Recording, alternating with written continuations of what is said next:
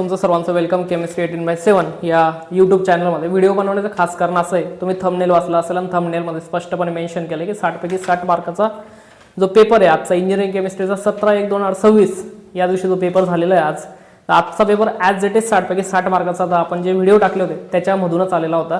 मी जे व्हिडिओमध्ये IMP question सांगितले होते काही ते जसेच्या तसे विचारले गेलेले होते. आपण जास्त वेळ न घालवता डायरेक्ट व्हिडिओ डिस्कस करणार आहोत. लवकरात लवकर चॅनलला तुम्ही अजूनही सबस्क्राईब केलं नसेल तर पटकन सबस्क्राईब करायचं आहे, जेणेकरून येणारे सर्व व्हिडिओ अपकमिंग व्हिडिओज हे तुम्हाला दिसतील. त्यानंतर तुमच्या फ्रेंड्सला सुद्धा हे चॅनल शेअर करायचं आहे, जेणेकरून त्यांनाही खूप फायदा होणार आहे. बरोबर, लक्षात द्या. चॅप्टर नंबर 1 आपण जो वॉटर ट्रीटमेंटवर जो पहिला व्हिडिओ टाकला होता, साधारण 5 ते 10 मिनिटाचे ते व्हिडिओ होते, जास्त मोठे नव्हते. आणि कदाचित जर तुम्ही ते व्हिडिओ बघितले असते तर काहींना ज्यांना वाटत असेल की पेपर फार कठीण होता तर तो खूप सोपा गेला असता. चला ठीक आहे, जास्त वेळ न घालवता आपण डायरेक्ट चर्चा करू. माझ्याकडे त्याच व्हिडिओमधले जे क्वेश्चन होते त्यांची एक हार्ड कॉपी आहे, त्याच्यावर मी तुम्हाला क्वेश्चन वाचून दाखवणार आहे. त्याचा रेफर मी इथं दिलेला आहे की कुठला क्वेश्चन कुठे विचारला गेलेला होता.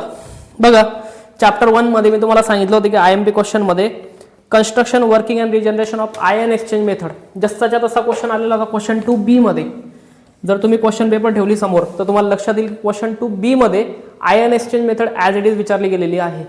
आयन एक्सचेंज मेथड विचारली गेलेली होती. त्यानंतर क्वेश्चन 2 मध्येच ए जो क्वेश्चन होता तो डिफाईन्ड येऊ. मी तुम्हाला बोललो होतो की न्यूमेरिकल हा फक्त 6 मार्काला येणार नाही, तो 4 मार्काला अटॅच क्वेश्चन सोबत येईल. म्हणजे तुम्हाला काहीतरी डेफिनेशन विचारली असेल बरोबर, किंवा एखादा काहीतरी लहान क्वेश्चन विचारला असेल त्याला अटॅच 4 मार्काला न्यूमेरिकल येईल. जसाच्या तसा क्वेश्चन विचारला गेला होता डिफाईन्ड डीओ, त्यांनी विचारलं होतं defined DO. Then defined hardness काय असते ते सांगायचं होतं. न्यूमेरिकल त्याला अटॅच 4 मार्काला आलेला होता. जसाच्या तसा क्वेश्चन मी तुम्हाला व्हिडिओमध्ये सांगितल्याप्रमाणे आलेला आहे. बरोबर, त्याच्यानंतर चॅप्टर 2 कडे जाऊ आपण. चॅप्टर 2 मध्ये त्यांनी विचारलं होतं की मी तुम्हाला व्हिडिओमध्ये पण सांगितलं कॅरेक्टरिस्टिक्स ऑफ गुड फ्यूल हा खूप महत्त्वाचा प्रश्न आहे आणि तो सुद्धा विचारला गेला होता क्वेश्चन 3A मध्ये. क्वेश्चन 3A मध्ये कॅरेक्टरिस्टिक्स ऑफ गुड फ्यूल हा क्वेश्चन ॲज इट इज विचारला गेलेला आहे. त्याच्यानंतर त्यांनी क्वेश्चन याला थोडासा फिरवून विचारलेला आहे, क्लासिफिकेशन ऑफ फ्यूल. जो क्वेश्चन आहे मी तुम्हाला बोललो होतो की क्लासिफिकेशन ऑफ फ्यूल येऊ शकतं, त्याच्यामध्ये सॉलिड, सेमी सॉलिड आणि लिक्विड या प्रकारे 3 क्लासिफिकेशन करतो. पण त्यांनी विचारलं होतं की डिफरंट जे फ्युल्स आहेत, डिफरंट जे ल्युब्रिकंट्स आहेत, ओके, क्लासिफिकेशन ऑफ ल्युब्रिकंट विचारलेले त्यांनी, क्लासिफिकेशन ऑफ ल्युब्रिकंट. तर त्याच्यामध्ये ल्युब्रिकंटचं क्लासिफिकेशन मी सांगितलं होतं, बट त्यांनी विचारताना असं विचारलं की डिफरंट टाईप ऑफ ल्युब्रिकंट आणि त्यांचे ॲप्लिकेशन विचारले होते. ओके, म्हणजे तुम्हाला ल्युब्रिकंट द्यायचे होते सॉलिड, लिक्विड आणि सेमी सॉलिड, आणि मग त्यांचे काय द्यायचे होते तुम्हाला ॲप्लिकेशन. मग त्याच्यामध्ये भरपूर मी तुम्हाला ते थेरी नोट्समध्ये ते सर्व पॉईंट मेन्शन आहेत. हा दुसरा चॅप्टर विचारलेला होता. नंतर चॅप्टर 3 इलेक्ट्रोकेमिस्ट्री. इलेक्ट्रोकेमिस्ट्रीमध्ये मी तुम्हाला मोस्ट IMP क्वेश्चन बोललो होतो की हे येतील आणि येतीलच, तर ते ॲज इट इज विचारले गेले होते. कंडक्टोमेट्रिक टायट्रेशन. आत्तापर्यंत हा क्वेश्चन जे DIVATOची जी एक्झाम आहे इंजिनिअरिंग केमिस्ट्री त्याच्यामध्ये त्यांचा कायम आवडता क्वेश्चन राहिलेला आहे कंडक्टोमेट्रिक टायट्रेशन. त्यांनी प्रत्येक वेळेस हा क्वेश्चन विचारलेला आहेच. त्याच्यानंतर तो एक क्वेश्चन येऊन गेलेला आहे. क्वेश्चन 4A मध्ये तुम्हाला कंडक्टोमेट्रिक टायट्रेशन प्रिन्सिपल विचारला होता, डेफिनेशन विचारली होती आणि कुठलं तरी एक एक्झाम्पल तुम्हाला द्यायचं होतं, strong acid versus strong base. हे खूप साधं आणि सोपं एक्झाम्पल आहे, ज्याचा ग्राफ असा सिम्पली मी तुम्हाला ग्राफ कसे असतात तेही सांगितलेले असतीलच. बरोबर, असा सिंपल त्याचा ग्राफ आहे, V शेपमध्ये ग्राफ येतो स्ट्रॉंग ऍसिड वर्सेस स्ट्रॉंग बेसचा. त्यानंतर जर आपण पुढे गेलो आणखी तर Ostwald theory of acid base indicator question 4B. मी त्याच्यामध्ये आधी सांगितलं होतं की क्वेश्चन 4 जो आहे त्याच्यामध्ये तिसऱ्या चॅप्टरमध्ये तुम्हाला 4 मोस्ट IMP क्वेश्चन सांगितले होते. पहिला म्हणजे कंडक्टोमेट्रिक टायट्रेशन, दुसरा ओस्टवाल थेरी, तिसरा ग्लास इलेक्ट्रोड आणि चौथा होता लिथियम आयन बॅटरी. त्याच्यापैकी 2 क्वेश्चन तर त्यांनी ॲज इट इज विचारलेले आहेत, ते म्हणजे कंडक्टोमेट्रिक टायट्रेशन आणि ओस्टवाल थेरी. आत्तापर्यंत जेवढे पेपर झालेले DIVATOचे इंजिनिअरिंग केमिस्ट्रीचे प्रत्येक पेपरामध्ये ओस्टवाल थेरी आणि कंडक्टोमेट्रिक टायट्रेशन प्रत्येक वेळेस विचारला गेलेला क्वेश्चन आहे. ओके, हे पण क्वेश्चन ॲज इट इज आलेले होते. त्याच्यानंतर instrumentation and instrumental method of analysis chapter number 4. याच्यामध्ये जेवढे इन्स्ट्रुमेंटेशन आहे सर्व मी तुम्हाला बोललो होतो की UV आहे, IR आहे, त्याच्यानंतर फ्लेम फोटोमेट्री एक आहे. तर त्यांच्यापैकी बघा मी तुम्हाला सांगितलं होतं की law of absorption question 5A विचारला गेलेला आहे. तुम्ही जर आत्ताही तो मागचा व्हिडिओ बघितला त्याच्यामध्ये मी शॉर्टमध्ये सांगितलं होतं की लॉ ऑफ ॲब्झॉर्प्शन, याच्यामध्ये बियर्स लॉ, लॅम्बर्ट्स लॉ, त्यांचा काय द्यायचा होता, कंबाईन फॉर्म द्यायचा होता. हा क्वेश्चन याच्या आधी बी PYQ म्हणून विचारला गेलेला आहे. अजूनही तुम्ही व्हिडिओ मागे रेफर करा, त्याच्यात तुम्हाला माझे स्पष्टपणे बोललेलं आढळून येईल त्याच्यामध्ये की याच्यात मी तुम्हाला सांगितलं होतं की बियर्स लॉ, लॅम्बर्ट्स लॉ वगैरे आणि त्यांचा कंबाईन फॉर्म म्हणजे A is directly proportional to x.c.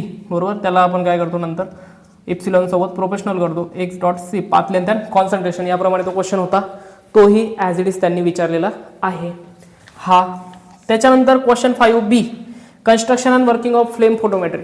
Flame photometry हा सुद्धा D/2च्या इंजिनिअरिंग केमिस्ट्रीमध्ये भरपूर वेळा रिपीट झालेला क्वेश्चन आहे. फ्लेम फोटोमेट्री प्रत्येक वेळेस विचारला गेलेला क्वेश्चन आहे.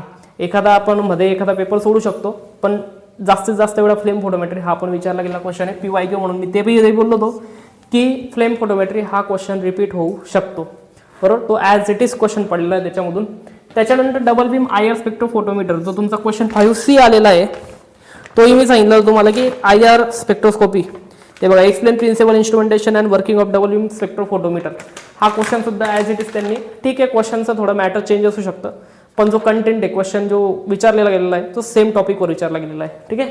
तर डबल बीम IR आणि इट्स ॲप्लिकेशन तोही विचारला गेलेला आहे. क्वेश्चन 5 मध्ये तिघही क्वेश्चन आपल्या व्हिडिओच्या बाहेर गेलेले नाही आहेत, बरोबर. Composition of Portland cement. Portland सिमेंटचं कंपोजिशन बघा, तुम्हाला सांगतो मी. माझ्याकडे पहिलाच क्वेश्चन येतो, क्वेश्चन चॅप्टर नंबर 5चा A टाकलेला होता मी. तर explain composition of Portland cement. Portland सिमेंटवर ॲज इट इज क्वेश्चन आलेला आहे 6 मार्काचा.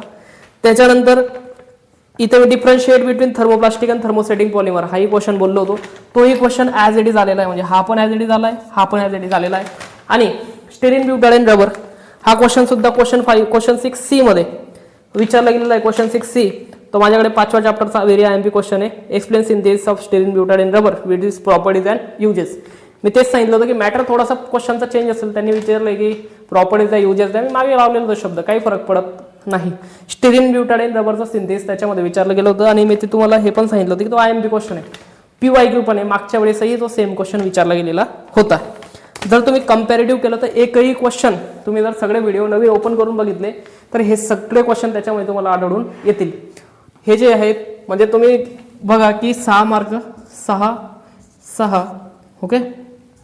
याला पुन्हा 6, याला 6, याला पण पुन्हा 6, म्हणजे किती टोटल आपण क्वेश्चन धरू डायरेक्ट 1 2 3 4 5 6.